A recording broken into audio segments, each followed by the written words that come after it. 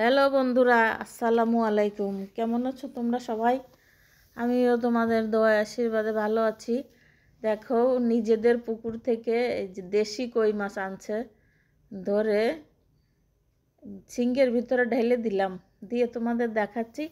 ভাবলাম যে এত সুন্দর একটা সময় মিস করলে হবে না, তোমাদের দেখাতে হবে সুন্দর দৃশ্যটা।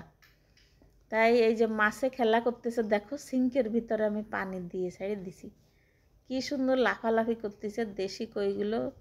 দেশি কই তো খাইতেও টেস্ট, কিন্তু একটা সমস্যা আছে, কাটতে সমস্যা।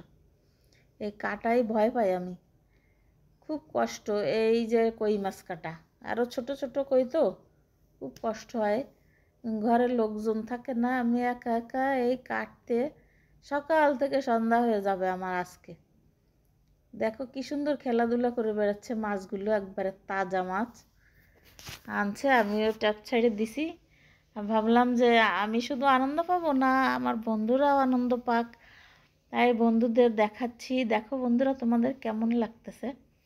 যদি ভালো লাগে তাহলে আমাকে একটু কমেন্ট করবা যে কেমন লাগতেছে তোমাদের অনুভূতিটা, তাহলে আমারও ভালো লাগবে।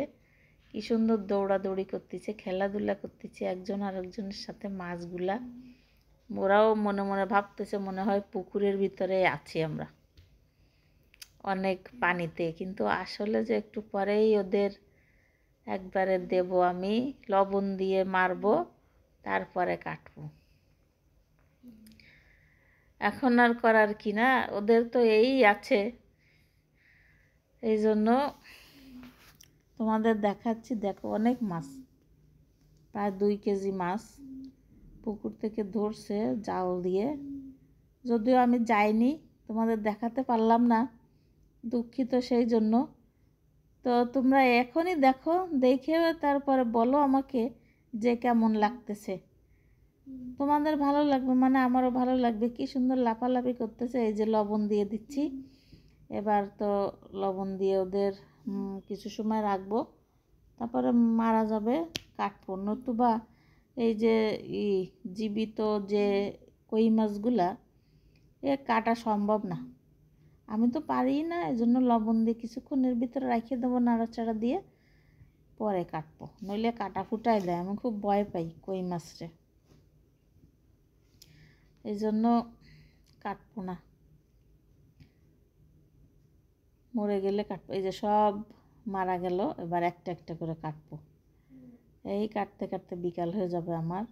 দেখো ওই যে আটা নিয়ে বসছি, এখানে তো ছাই পাওয়া যায় না, এই জন্য আটা নিয়ে বসছি, ছাইয়ের কাজ করবে, আটা দিয়ে কাটবো। যাই হোক বন্ধুরা, কেমন লাগলো আমার ভিডিওটা, তোমাদের মাছ দেখালাম।